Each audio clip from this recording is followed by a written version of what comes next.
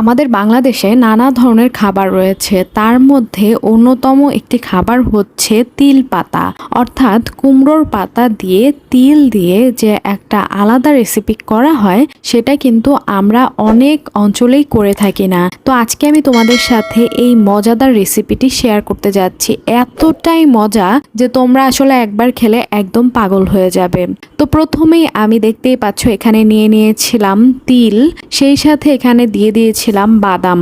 তো বাদাম আর তিল এই দুটো একসাথে বেশ ভালো মতো আমি ধুয়ে নিচ্ছিলাম, ধুয়ে তারপর একটি জালিতে তুলে নিয়েছিলাম।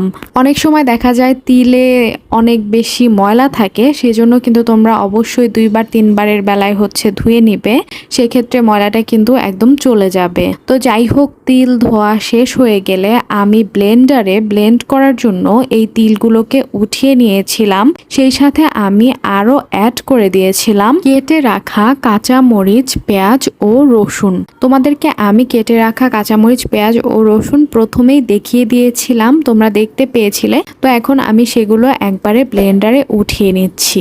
যাই হোক, তো এগুলো দেওয়ার পর আমি আরো একটা জিনিস অ্যাড করেছিলাম, সেটা হচ্ছে সরিষা। সরিষা আমি দিয়ে দিয়েছিলাম 2 চা চামচের মতো। তোমরা চাইলে আরেকটু কম অথবা বেশি দিতে পারো, যারা একটু ঝাঁঝ বেশি পছন্দ করো সেক্ষেত্রে একটু বেশি দিতে পারো।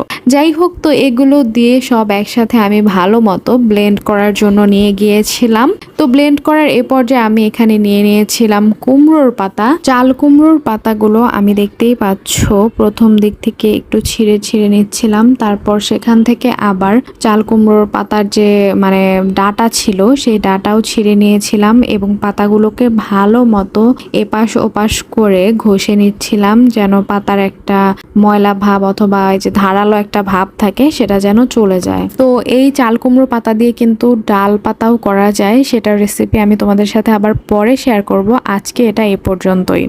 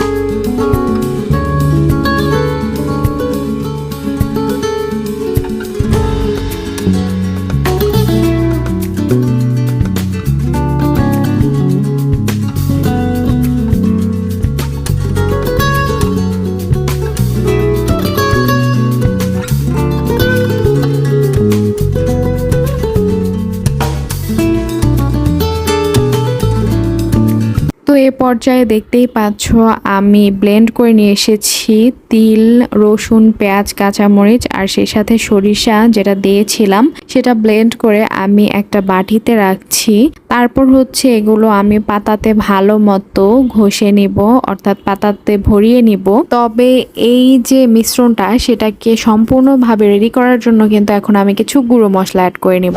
প্রথমে দিয়ে দিয়েছিলাম শুকনো মরিচ গুঁড়ো, সেই সাথে দিয়ে দিয়েছিলাম হলুদ গুঁড়ো আর ধনিয়ার গুঁড়ো আর স্বাদ মতো বেশ কিছুটা লবণ এবং সরিষার তেল। এগুলো দিয়ে ভালো মতো আমি একদম মিক্স করে নিচ্ছিলাম। অবশ্যই মিক্সটা কিন্তু ভালো মতো করতে হবে, না হলে কিন্তু খেতে একদমই ভালো হবে না। যাই হোক, তো এই যে দেখতে পাচ্ছ মিক্সারটি কতটা সুন্দর হয়েছে। তারপর আমি একে একে পাতাতে এগুলো ভরিয়ে নিচ্ছিলাম। তোমাদের যদি সময় একদম কম থাকে তাহলে কিন্তু তোমরা একদম পাতা সবগুলো এটার মধ্যে দিয়ে, মানে হচ্ছে এই যে মিক্সারটি এটার মধ্যে দিয়ে তারপর উঠিয়ে নিতে পারো। এই সম্পূর্ণ প্রসেসটা কিন্তু তোমরা পুরো ভিডিও দেখলেই বুঝতে পারবে যে আমি কিভাবে কি করেছিলাম। দুই প্রসেসই আমি তোমাদেরকে এখানে দেখিয়েছি।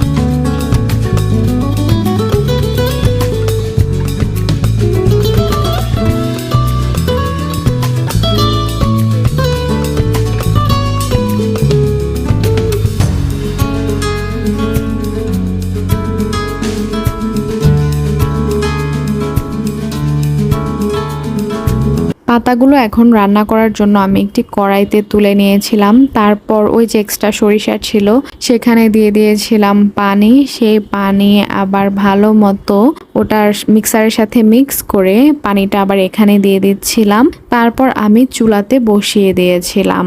তো যতক্ষণ পর্যন্ত না হয়ে আসছিল ততক্ষণ পর্যন্ত আমি চুলাতে রেখে দিয়েছিলাম, ঢাকনা দিয়ে ঢেকে দিয়েছিলাম এবং একটু উঠিয়ে দেখছিলাম যে কেমন হয়েছে কিনা। তো এভাবেই হালকা একটু উল্টে পাল্টে উঠিয়ে আমি রান্না করে নিয়েছিলাম। তোমরা পুরো প্রসেসটা সম্পূর্ণ ভিডিওতেই দেখতে পাবে।